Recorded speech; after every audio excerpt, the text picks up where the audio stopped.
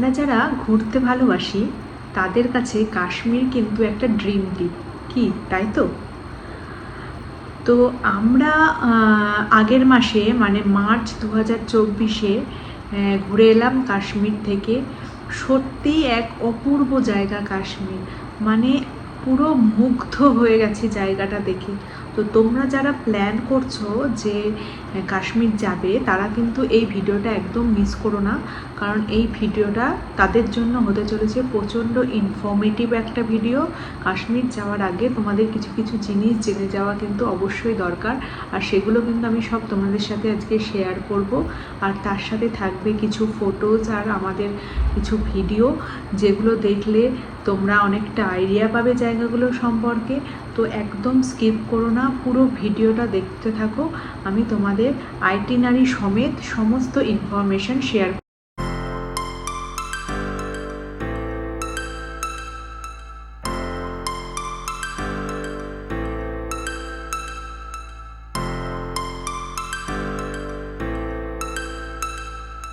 তো দেখো 23 মার্চ আমরা আমাদের কাশ্মীর যাওয়ার মানে স্টার্ট করেছিলাম জার্নি। তো 23 মার্চ দুপুরবেলা এই মোটামুটি 2:30 নাগাদ আমাদের ফ্লাইট ছিল হায়দ্রাবাদ থেকে। তো ওখান থেকে আমরা গেলাম, তো ফ্লাইট মোটামুটি আধ ঘন্টা লেট ছিল সেদিন। দিয়ে আমরা ওই 3.5 ঘন্টা মতো হায়দ্রাবাদ থেকে লাগে শ্রীনগর যেতে। ওখান থেকে শ্রীনগর আমরা পৌঁছালাম 6টা এরকম টাইমে, 6টা 6:30 দিকে পৌঁছালাম, ঠিক আছে। তো যাওয়ার পথে তোমাদের একটা জিনিস বলে দিই, তোমরা যদি ফ্লাইটে যাচ্ছ তো যাওয়ার পথে মানে জাস্ট মানে শ্রীনগর ল্যান্ড করব তার খানিকক্ষণ আগে ওই হিমালয়ান যে রেঞ্জটা রয়েছে না, ওই টোটাল রেঞ্জটা তোমরা ফ্লাইট থেকে দেখতে পাবে, মানে অপূর্ব লাগে, অপূর্ব। আমি দেখবো তোমাদেরকে ভিডিও শেয়ার করে দেবো, তোমরা দেখবে রেঞ্জটা কি দারুণ লাগে। তো ওই রেঞ্জটা যদি দেখতে হয় মানে ভালোভাবে কিন্তু রাইট সাইড থেকে দেখা যায়। আমরা রাইট সাইডে বসেছিলাম, তো আমরা খুব সুন্দর ওটা দেখতে পেয়েছি। যারা লেফট সাইডে বসেছিল বোধহয় লেফট সাইড থেকে খুব একটা ভালো দেখা যাচ্ছিল না, কারণ লেফট সাইড থেকে অনেকেই চলে আসছিলো রাইট সাইডে দেখার জন্য। একদম ক্যাওস তৈরি হয়ে গেছিলো তখন ফ্লাইটের ভেতরে। হ্যাঁ, তো এয়ার হোস্টেসরা বলছে আপনারা বসুন বসুন বসুন, কেউ বসছে না। হ্যাঁ, মানে সবাই দেখার জন্য ব্যস্ত, কারণ ফ্লাইটের তো ওখানে মোটামুটি 90%, 90 কেন আমার মনে হয় 99% লোকই সবাই ঘুরতেই যাচ্ছে, তো সবাই দেখার জন্য একদম পাগল। যাই হোক, ওটা তোমরা খেয়াল করো, রাইট সাইডে কিন্তু ফ্লাইটের টিকিট সিট বুক করবে। হ্যাঁ,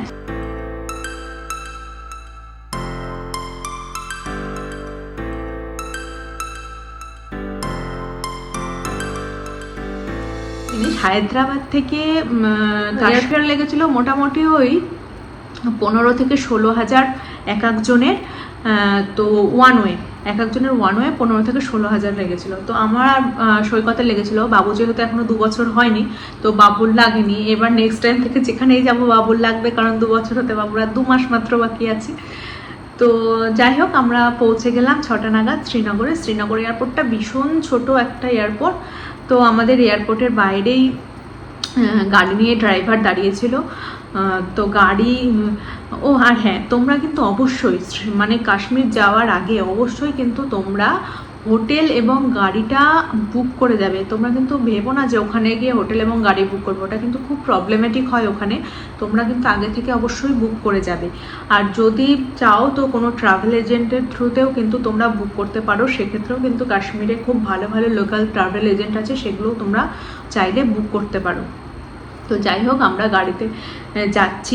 তখন আবার একটা ঘটনা ঘটেছে। আমরা লাগেজগুলো নিয়ে এয়ারপোর্টের যে ট্রলিগুলো থাকে ওই ট্রলিতে করে আমাদের লাগেজগুলো নিয়ে যাচ্ছি। 3টে ট্রলি ছিল আমাদের।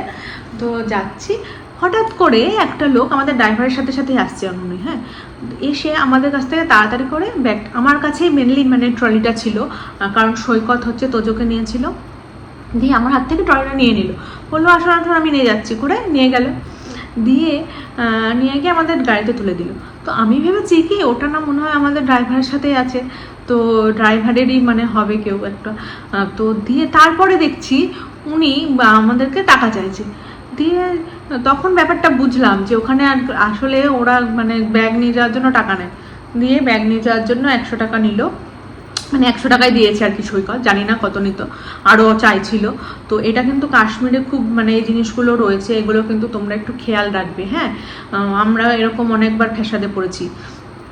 তো যাই হোক, আমরা এবার শ্রীনগরে যাওয়ার জন্য মানে এয়ারপোর্ট থেকে বেরিয়ে গাড়িতে করে যাচ্ছি। মানে তোমাদের কি বলবো, মানে যেই বেরোলাম এয়ারপোর্ট থেকে, যে রাস্তাটা, ওই জায়গাটাই এত সুন্দর লাগছে। মানে ওই মুভিতে আমরা দেখি না, মানে পাকিস্তানের ওইদিকে যেরকম ধরনের বাড়িঘর হয়, মানে ভীষণ সুন্দর। আর ওই ধরনের গাছগুলো মানে ভীষণ মানে দারুণ দারুণ দারুণ লাগছে।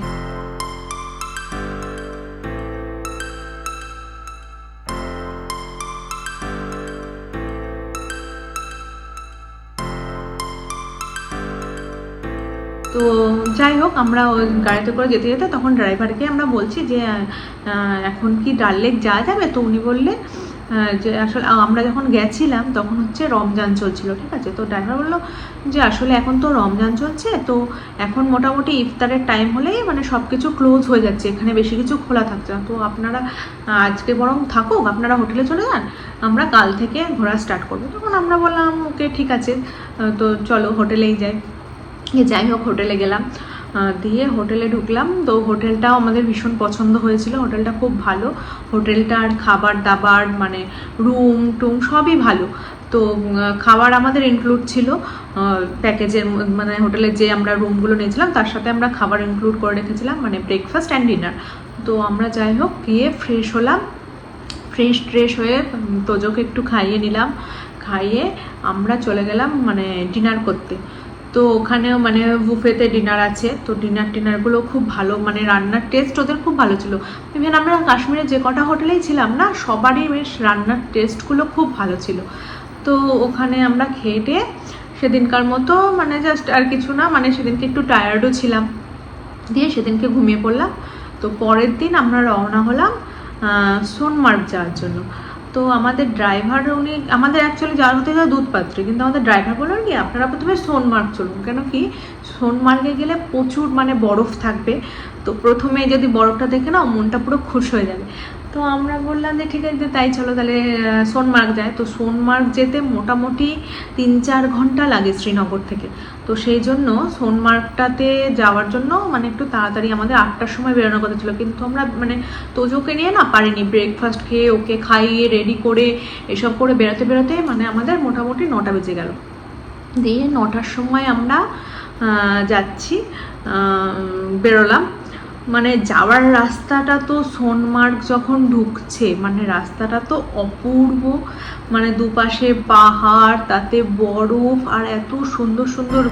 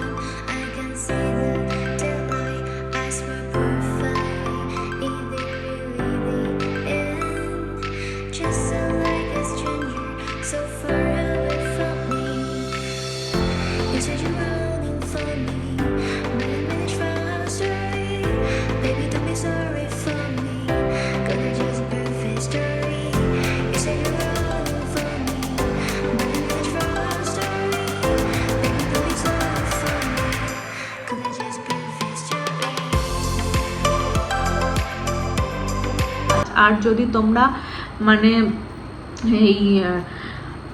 এই টাইমে যাও, মানে এখন যাও, তা এখন না ঠিক ওটা মানে জুলাই বলছিল, মানে ড্রাইভার বলছিল জুলাই আগস্টে গেলে ওই রাস্তাটা মানে পুরো অ্যাপেল গাছগুলো পড়ে, তো এত সুন্দর লাগে দেখতে। কিন্তু ওই সময় তুমি বরফটা পাবে না, সোনমার্গে যে আমরা বরফটা পেয়েছি এত সুন্দর বরফ, ওটা তোমরা ওই সময় পাবে না। তো সোনমার্গে যাচ্ছি, মানে যেতে যেতেও আমাদের একটা ওখানে একটা স্পট ছিল, আমাদের ড্রাইভারটা না কোনো স্পটে দাঁড়াচ্ছিল না, এটা আমার ভীষণ রাগ ধরে গেছে, কোনো স্পটে দাঁড়াচ্ছিল না। ওখানে একটা ভিউ পয়েন্টের জন্য একটা স্পট ছিল, তো ওখানে তখন আমিও ওটা দেখতে পেয়েছি গাড়ি থেকে, দিয়ে আমি দেখে বলছি আমি এখানটায় নামবো।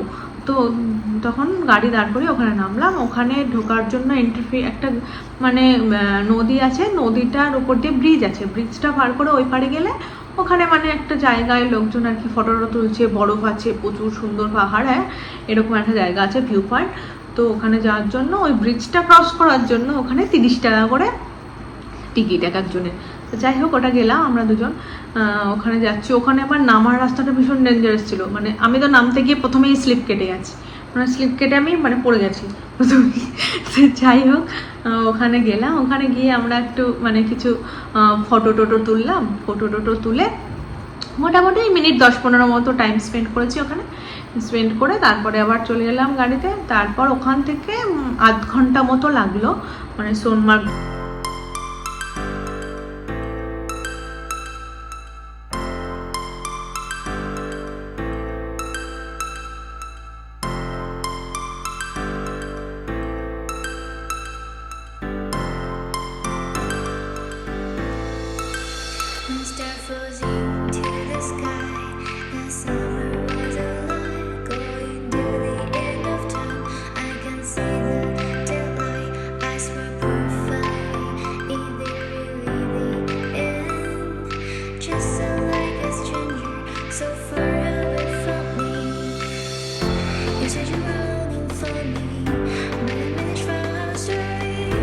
মানে ঢোকার রাস্তাটা, তোমাদের ঢোকার রাস্তারও ভিডিওটা দেবো, মানে অপূর্ব অপূর্ব। তারপরে ওখানে গিয়ে কী বলতো, আমাদের বেশি ভিডিও ফটো আমাদের কিছুই বেশি তোলা হয়নি, মানে কি করে তুলবো, মানে জায়গাগুলো এত সুন্দর, মানে আমি দেখবো না মানে ফোনে ফটো তুলবো, মানে ফোনে ফটো তুলতে ইচ্ছে করবে না, মানে মনে হবে মানে মুগ্ধ হয়ে শুধু দেখি শুধু দেখি। তো যাই হোক ওখানে আমরা যাওয়ার সময় আমাদের ড্রাইভার বলে দিয়েছিল যে ওখানে আপনারা গিয়ে স্লেজ গাড়ি নেবেন, কারণ সোনমার্গে নাকি স্লেজ গাড়িতে উঠলে খুব ভালো লাগে। তো আমরা মোটামুটি ড্রাইভারের কথাই শুনছিলাম। তো গিয়ে আমরা ওখানে স্লেজ নিলাম।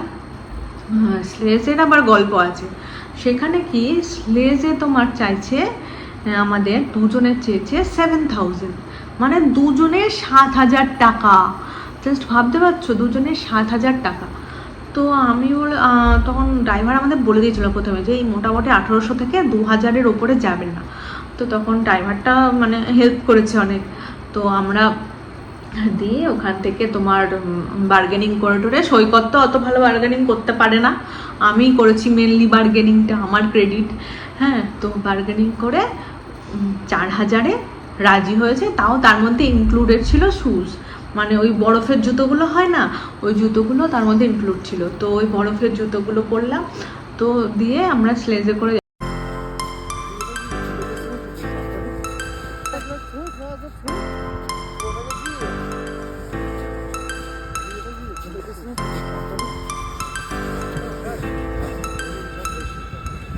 এবার একটা স্লেজে সৈকত আর তোজো উঠেছে, আর একটা স্লেজে আমরা। এবার সৈকত আর তোজো যে স্লেজটাই উঠেছে, ওই স্লেজটা ওনারা টানতে পারছেন না, জানা টানা দিয়ে এবার বলছে হেল্পার, ওখানে কিন্তু একটা স্ট্র্যাটেজি ওদের, এবার বলছে হেল্পার নাও হেল্পার নাও, দিয়ে একটা হেল্পার নেওয়া হলো। হেল্পার পেছন থেকে ঠেলছে আর সামনে থেকে একজন স্লেজ টানতে টানতে নিয়ে যাচ্ছে। তো ওখানে হেল্পারও নিয়ে নিল মোটামুটি 400-500 টাকা নিয়ে নিল, পুরো চুনা ওখানে। তারপরে তো আবার সবার টিপস আছে, যারা নিয়ে যাচ্ছে তারা বলছে আমাদের টিপস দাও টিপস দাও, সবার টিপস রয়েছে, তো এই টিপসগুলো দিতে হয়। তো যাই হোক, তোমরা যদি আরও ভালো বার্গেনিং করতে পারো আরও অনেক কমে হয়তো পেয়ে যেতে পারো, মোটামুটি 1500 থেকে 1800-র মধ্যে পেয়ে যেতে পারো, আমরা 2000 পেয়েছি। তো ওইভাবে গেলাম। আর চাইলে সব থেকে বেস্ট হয় যদি তোমরা ফ্রি হ্যান্ডেড থাকো, সব থেকে বেস্ট হয় কি যদি তোমরা নিজেরা ওপরে ক্লাইম্ব করতে পারো, মানে ওটা ভীষণ তোমরা মজা পাবে, মানে অনেকটা সুন্দর জায়গাটা। কিন্তু আমাদের যেহেতু তোজো ছিল সেজন্য আমরা ওটা করতে পারতাম না, আমাদের যেতেই হতো কিছু না কিছুতে, না হলে গাড়ি আছে মানে ওই স্নো বাইক যেগুলো বলে ওগুলো ছিল। তো আমরা স্নো বাইকে উঠিনি, আমরা স্নো বাইকে উঠেছিলাম গুলমার্গে গিয়ে। তো স্নো বাইকে উঠিনি, স্লেজে করে আমরা গেলাম, মানে স্লেজে যাওয়াটার থেকেও স্লেজে যখন নামছি ভীষণ এনজয় হয়েছে, নামাটা খুব ভালো লেগেছে। তো ওপরে গিয়ে ওখানে মানে অপূর্ব সুন্দর লাগছে চারিদিকটা, দেখো ভিডিওতে দেখতে পাবে।